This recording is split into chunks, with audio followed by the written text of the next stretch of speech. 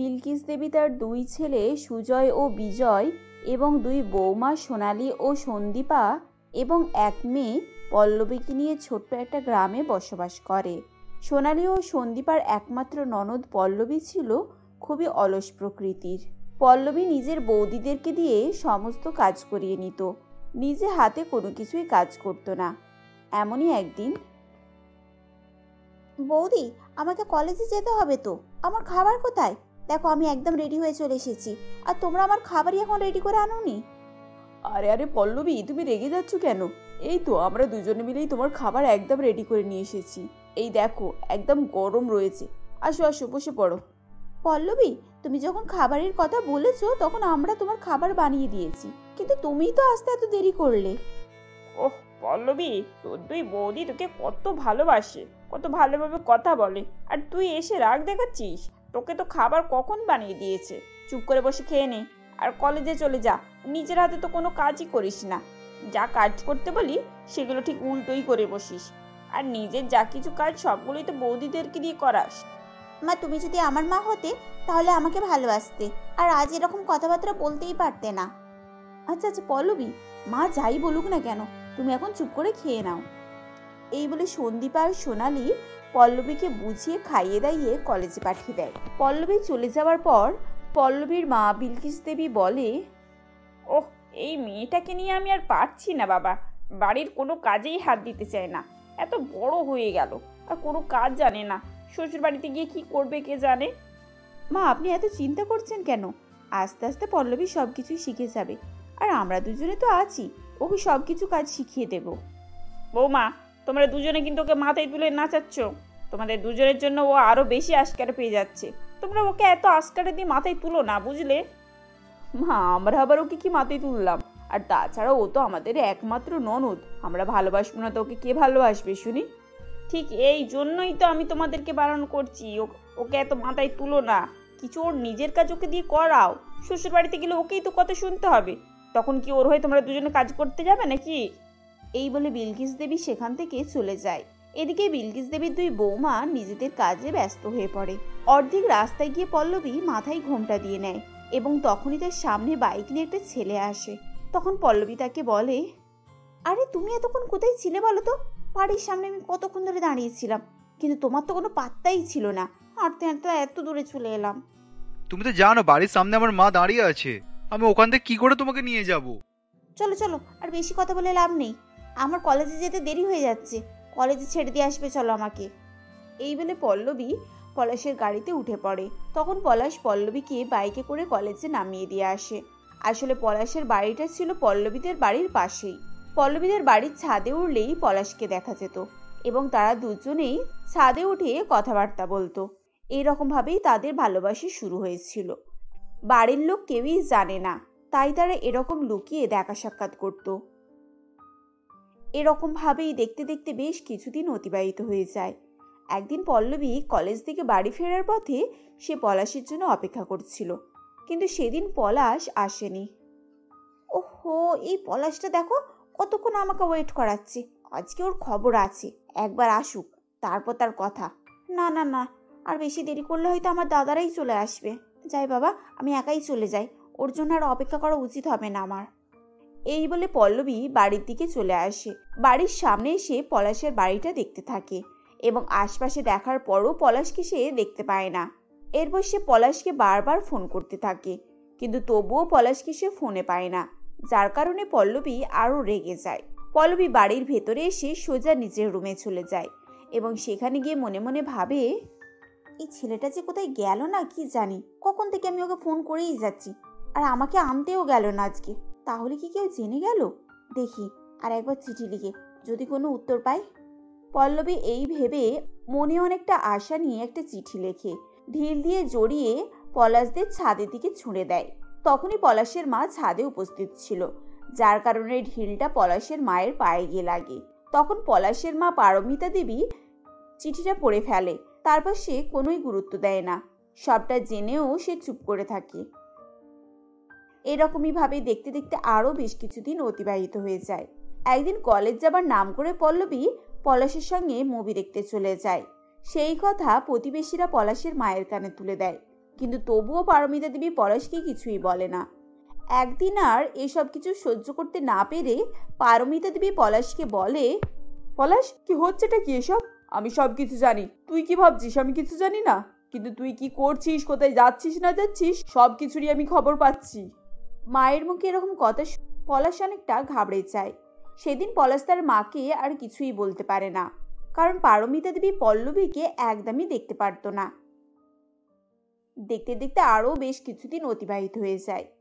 একদিন আবারও পল্লবী চিঠি লিখে পলাশকে ছাদের দিকে ছুঁড়ে দেয়। পলাশের মা সেই চিঠিটা পড়ে নেয়। তখন সে আর চুপ থাকতে না পেরে পলাশকে নিয়ে সোজা পল্লবীদের বাড়িতে চলে আসে। বাড়িতে তখন সকলেই উপস্থিত ছিল। এই যে দিদি, এটা কি হচ্ছেটা কি? বলি, তোমার মেয়েকে কি তুমি জব্দ করতে পারো না নাকি? তোমার পিছনে কি হচ্ছে না হচ্ছে সেগুলো কি তুমি কিছুই জানো না, নাকি সব জেনে বুঝেও চুপ করে রয়েছো? এই দেখো, রোজ রোজ তোমার মেয়ে আমার ছেলেকে চিঠি ছোড়ে, আর সেগুলো আমার হাতেই পড়ে যায়। তাই আজকে আমি আর চুপ থাকতে পারলাম না। এবার দেখো তোমরা কি করবে। প্রতিবেশী পারমিতা দেবীর মুখে এসব কথা শুনে পল্লবীর মা, দাদা, বৌদিরাই সকলেই চমকে ওঠে।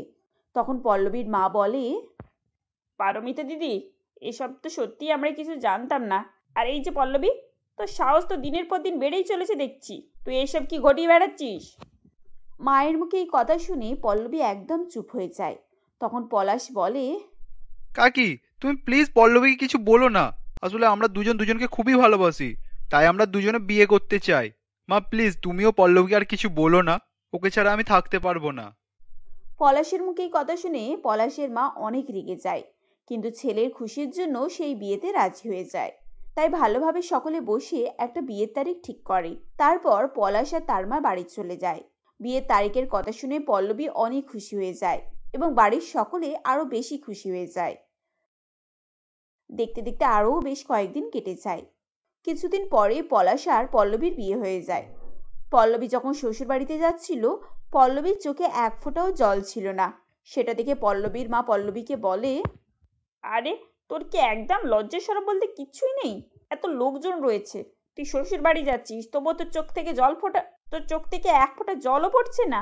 ওফ, একটু অন্তত মিথ্যে ছলনাও তো করতে পারিস। ওহো মা, আমি কেন কাঁদতে যাব বলো তো? এই তো পাশেই তো আমার বাড়ি, আর তোমার বাড়ি তো দেখাই যাচ্ছে। তাহলে আবার কিসের জন্য কাঁদবো শুনি? আমার খেয়ে দিয়ে কাজ নেই। আমি নাকি খেয়ে দিয়ে আমার এত দামি মেকআপ সব নষ্ট করে দেবো। আর তাছাড়া রোজই তো তোমাদের সঙ্গে দেখা হবে। বৌদি, যাই তাহলে, আবার আসবো। একবার ছাদ থেকে উঁকি মারলেই তো তোমাদের দেখা পেয়ে যাব। তাহলে আবার কাঁদবো কেন বলো তো? পল্লবীর মুখে এই কথা শুনে তার দুই বৌদি হেসে ওঠে এবং বলে, পল্লবী, তুমি একেবারে ঠিক কথা বলেছো। যখনই মন চাইবে তখনই তুমি আমাদের কাছে চলে আসবে। আর হ্যাঁ, কোনো কিছু অসুবিধা হলে আমাদেরকে কিন্তু বলো, আমরা দুজনে সব সময় তোমার পাশে আছি। হ্যাঁ পল্লবী, তুমি চিন্তা করো না, ওখানে গিয়ে কিন্তু ভালোভাবে থেকো। আর হ্যাঁ, সব কিছু ভালোভাবে একটু করার চেষ্টা করো। তোমার শাশুড়ি মাকে খুশি রাখার চেষ্টা করো, বুঝেছো? এই বলে তারা সকলে মিলে পল্লবীকে বিদায় জানায়। পল্লবী 1 মিনিটের মধ্যেই শ্বশুরবাড়িতে পৌঁছে যায়। তারপর শ্বশুরবাড়িতে গিয়ে পল্লবীকে তার শাশুড়ি মা বরণ করে বাড়ির ভিতরে আসতে বলে। এরকমভাবেই দেখতে দেখতে সেদিনটা কেটে যায়। পরের দিন সকালে পল্লবী জানতো যে তার শাশুড়ি মা তার উপরে রেগে আছে এবং তাকে ভালোভাবে পছন্দও করে না। শাশুড়ি মাকে ইমপ্রেস করার জন্য পল্লবী সকাল সকাল উঠে ফ্রেশ হয়ে রান্না করে, শাশুড়ি মাকে চা নাস্তা বানিয়ে দেয়। এরকমই ভাবে দেখতে দেখতে আরও বেশ কিছুদিন অতিবাহিত হয়ে যায়। একদিন পল্লবী রান্নাঘরে কাজকাম করতে করতে মনে মনে ভাবে, ওহো, বাড়িতে আমি কত আরামে থাকতাম, রান্নাঘরে এত গরম, আমাকে তার মধ্যেই কাজকাম করতে হচ্ছে। বাড়িতে তো আমাকে কোনো কাজই করতে হতো না, 2 বৌদি মিলেই সব কাজ করে নিত। যাই, একবার 2 বৌদির কাছ থেকে ঘুরে আসি।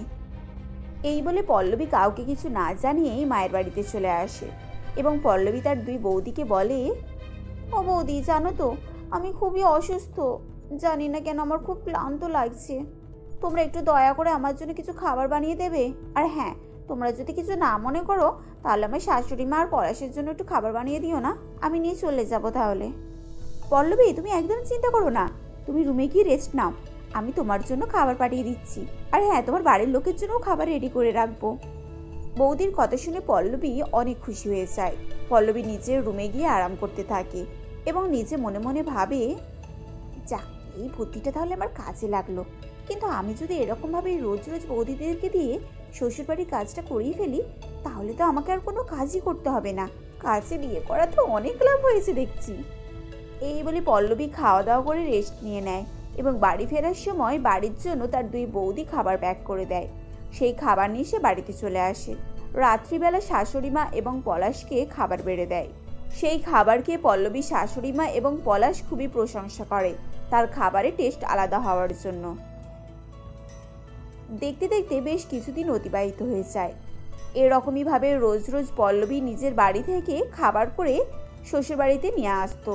এমনকি শুধু খাবারই নয়, শ্বশুরবাড়ির জামা কাপড়গুলো মায়ের বাড়িতে নিয়ে চলে আসতো আর ওয়াশিং মেশিনে দুই বৌদিকে দিয়ে ধুয়ে দিতে বলতো।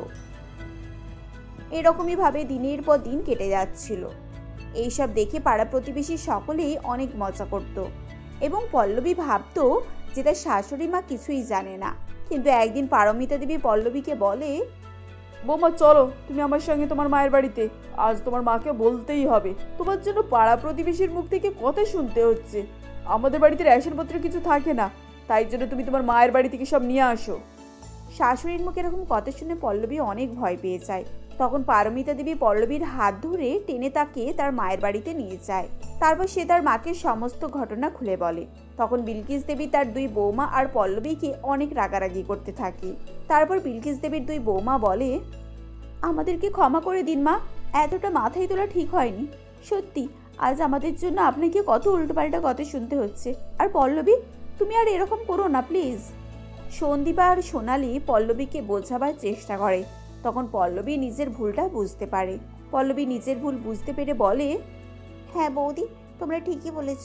মা আমাকে ক্ষমা করে দাও। পাশের শ্বশুরবাড়ি হওয়ার কারণে যখন ইচ্ছা তখন যাতায়াত করেছি, কোনো সম্মান বলতে আমি রাখতেই পারলাম না। আর মা, আপনিও আমাকে ক্ষমা করে দিন প্লিজ। এভাবেই পল্লবী সকলের কাছে ক্ষমা চেয়ে নেয়। সেই দিনের পর থেকে পল্লবী মায়ের বাড়িতে খুব কমই আসতো। পল্লবী নিজের বাড়িতেই সব কিছুই করত। শাশুড়ি আর স্বামীর সঙ্গে হাসি খুশিতে দিন কাটাতে থাকে। ছবি দেবী তার একমাত্র ছেলে সুখেন ও মেয়ে সরলাকে নিয়ে প্রতাপপুর গ্রামে বাস করতেন। স্বামী মারা যাবার পর থেকে ছবি দেবী দারিদ্র্যের সঙ্গে লড়াই করে দুই ছেলে মেয়েকে কিছু হলেও অল্প শিক্ষিত করতে পেরেছেন। তারপর পেটের দায়ে সুখেনকে এক ফ্যাক্টরিতে কাজে লেগে যেতে হয়। ছবি দেবী একাই পুরো সংসারটাকে কোনো প্রকারে সামলে এসেছিলেন। এমনই একদিন ছবি দেবী বলেন, বাবা সুখেন, এবার তো তোর বিয়ের বয়স হলো, এখনো কি বুড়ি মাটা সংসারে খাটাখাটি করবে? এবার একটা ভালো মেয়ে দেখে বিয়ে করে বউ করে নিয়ে আয়। আমার শরীরে আর বইছে না। সেই কবে ছোটবেলায় তোদের বাবা তোদেরকে রেখে মারা গেছেন, সেই থেকে পরিশ্রম করে চলেছি। এক সংসারের পরিশ্রম, তার উপর তোদের পড়াশোনা, আবার পেট চালানোর দায়িত্ব। আর পারছি না বাবা। মা, তুমি বরং একটা ভালো মেয়ে দেখো। তুমি যাকে দেখে দেবে আমি তাকেই বিয়ে করব। তখন আর আমাকে কিছু বলতে পারবে না। তবে তাই যদি হয় তাহলে আমি একটা গরিব মেয়ে দেখেছি, এই গ্রামেরই মেয়ে, খুব গরিব। একটাই মেয়ে বাবার, বাবা অসুস্থ, মা মাঠে কাজ করে। মেয়েটির স্বভাব চরিত্রও খুব ভালো, তাই আমার মেয়েটিকে খুব পছন্দ। একটু কালো মেয়েটা, কিন্তু বেশ ভালো। এরপর ছবি দেবীর কথা মতো সুখেনের ওই গ্রামেরই গরিব বাবার মেয়ে ঝুমার সঙ্গে বিয়ে হয়ে যায়। এরপর সুখেন ঝুমাকে নিয়ে সুখে শান্তিতে সংসার করতে থাকে। এভাবেই কিছু মাস চলে যায়। এরপর সরলা মাথা ঝাড়া দিয়ে উঠতে থাকে। সরলারও বিভিন্ন জায়গা থেকে বিয়ের কথা আসতে থাকে। বাবা সুখেন, এবার তো তোর বোনটাও বড় হয়ে গিয়েছে, ভালো বিয়ের প্রস্তাব আসলে ওর বিয়েটা দিয়ে দিতে হবে। মা, তুমি সরলার বিয়ে নিয়ে কোনো চিন্তা করো না। আমি অল্প অল্প করে টাকা জমাচ্ছি। আমি যখন আছি তোমার কোনো ভাবনাই নেই। জমাতে হবে, তবেই সরলার বিয়ে হবে। আসলে ওর গায়ের রং একটু চাপা তো, তাই যেখান থেকেই বিয়ের কথা আসছে সবাই পণ চাইছে। নগদ ছাড়া কোনো কথাই আসছে না, এটাই তো বেশি চিন্তা হয়ে পড়ছে। মা, তুমি এইভাবে ভেঙে পড়ো না, আমি তো আছি। আমি যেমন করে হোক বিয়ের ব্যবস্থা করছি, এ নিয়ে তুমি আর ভেবো না তো। এমনই একদিন সুপর্ণা দেবী সরলাকে দেখতে আসে। সুপর্ণা দেবীদের অবস্থা খুবই ভালো ছিল। সরলাকে দেখা মাত্রই সুপর্ণা দেবী বলেন, আমার একমাত্র ছেলের জন্য আপনার মেয়ের সম্বন্ধ নিয়ে এসেছি ছায়া দেবী, কিন্তু আমার একটি শর্ত আছে। আমাদের তো অনেকই বড় বড় ব্যাপার, দেখেই বুঝতে পারছেন নিশ্চয়ই, গাড়ি বাড়ি ব্যবসা বাণিজ্য বিষয় সম্পত্তি সবই আছে আমাদের। আমার একমাত্র ছেলে, ওরই সব, আমার তো আর কেউ নেই। তাই বলছি আপনি যদি নগদ কিছু টাকা দেন তাহলে আমি আপনার মেয়েকে বউ করে নিয়ে যেতে পারি, সেটা আপনাদের উপরেই নির্ভর করছে। কিন্তু মানে কত টাকা দিতে হবে? আমরা তো বেশি কিছু দিতেই পারবো না, দেখতেই পাচ্ছেন এক কামরা ঘর আর অল্প একটু জমি আছে, আর তাছাড়া আমি ফ্যাক্টরিতে একটা কাজ করি, কোনো রকমে আমাদের সংসারটা চলে। আপনি একটু আমার কথাটা বোঝার চেষ্টা করুন। আপনি মনে হয় আমার কথা বুঝতে পারছেন না। আপনার বোনের বিয়ে দিতে হলে আমার ছেলের সঙ্গে আপনাকে নগদ বেশ কিছু টাকা দিতে হবে, ওই তা ধরুন 20-25 লাখের মতো। আপনারা পারবেন কি দিতে? না হলে এই সম্বন্ধ হবে না। আমি আমার ছেলের বিয়ে এরকম ঘরে দেব না। দয়া করে আমার বোনের বিয়েটা হতে দিন, আপনি এভাবে আমার বোনের বিয়েটা ভাঙবেন না। আমি হাত জোর করে বলছি, আমি কথা দিচ্ছি আমার যখন যেমন হবে আস্তে আস্তে আপনার নগদ টাকা আমি চুকিয়ে দেব। দয়া করে আমার বোনের বিয়েটা রাজি হয়ে যান। আপনি ওভাবে হাত জোড় করলে কিছুই হবে না, আমি ওসব শুনবো না। আপনি যদি নগদ টাকা একসঙ্গে দিতে পারেন তবেই বিয়েটা হবে। আমি ওই ভিখিরির মতো একটু একটু করে টাকা নেব না। এই আমি চললাম, কোনো মতেই আমি আমার ছেলের বিয়ে ভাবে দেব না। সুপর্ণা দেবীর ব্যবহারে সরলা দাদার মন ভেঙে যায়। এভাবেই যদি প্রত্যেকটা সম্বন্ধ নগদ টাকার জন্য কেটে যেতে থাকে তাহলে সরলার বিয়ে হওয়া দুষ্কর হয়ে পড়বে। তাদের পক্ষে এত টাকা দেওয়া সম্ভব নয়। এসব কথা ভাবতে ভাবতে আরেক দুশ্চিন্তা এসে পড়ল। এমনই একদিন সুখেন বলে, মা, আমার কাজটা বন্ধ হয়ে গেছে, এখন আমি ভাবতেই পারছি না কিভাবে চালাবো সংসারটা। তার উপরে আমাদের সংসারে এতজন আছে, তার উপর আবার সরলার বিয়ের ভাবনা। আমি আর পারছি না, যে পকেটে একটা পয়সাও নেই যে সংসারের জন্য কিছু নিয়ে আসবো। এভাবেই সুখেন হতাশ হয়ে পড়তে থাকে। তাদেরকে দিনের পর দিন খুবই কঠিন অবস্থার সম্মুখীন হতে হয়। এমনও সময় যাচ্ছে যে তাদেরকে সুখিয়ে দিন কাটাতে হচ্ছে। কি করবে কিছুই ভেবে পাচ্ছে না। এমনই একদিন ছবি দেবী আর তার বৌমা ঝুমা কাজের সন্ধানে বেরিয়ে পড়ে। রাস্তায় রাস্তায় কাজের সন্ধান করতে থাকে। এমনই সময় বেশ কিছুদিন এভাবে ঘোরাঘুরির পর তারা দেখতে পায় মন্দিরের সিঁড়িতে, ফুটপাতের ধারে, রেল স্টেশনে, বাস স্টেশনে চারিদিকে বহু মানুষ না খেয়ে খিদার জ্বালায় পড়ে আছে। ঝুমা দেখে অবাক হয়ে যায়। এরপর ঝুমা বলে, এ কি মা, আমাদের থেকেও পৃথিবীতে কত দুস্থ লোক রয়েছে। আমরা তো না খেয়ে কোনো রকমে দিন কাটাচ্ছি, তবুও তো আমাদের মাথার উপরে ছাদ রয়েছে। আর এরা তো রাস্তার ধারে পথে ঘাটে পড়ে রয়েছে দুমুঠো খাবারের জন্য। আহারে, পেটের কি জ্বালা। এখন আমরা বুঝতে পারছি শুধু আমাদেরই এই অবস্থা নয়, আমাদের থেকেও কত খারাপ অবস্থায় মানুষ পড়ে রয়েছে। বৌমা, তোমার কথা শুনে আমার চোখ ছলছল করছে। তুমি এত সবার জন্য ভাবো, তুমি খুব ভালো বৌমা, সেজন্যই তো সবার জন্য এত চিন্তা করো। আমরা যদি এই লোকগুলোর খাবারের ব্যবস্থা করি তাহলে কেমন হয়? কমসে কম লোকগুলো তো খেয়ে বাঁচতে পারবে, পেট ভরে খাবার, অল্প টাকায়। আমরা নিজেই তো খেতে পাই না মা, এদের কিভাবে ব্যবস্থা করবে খাওয়ার জন্য? তোমার কি মাথা খারাপ হয়ে গেছে? কি আজে বাজে বলছো বলো তো? নিজেরাই কোথায় পাবো চারিদিকে খুঁজে বেড়াচ্ছি, তুমি আবার ওই লোকগুলোর দায়িত্ব নিতে চাইছো? দায়িত্ব নয় মা, অল্প টাকায় বেশি খাবার, তাতে লোকেদের মনও ভরবে, পেটও ভরবে, আর আমাদের কিছু টাকাও হবে।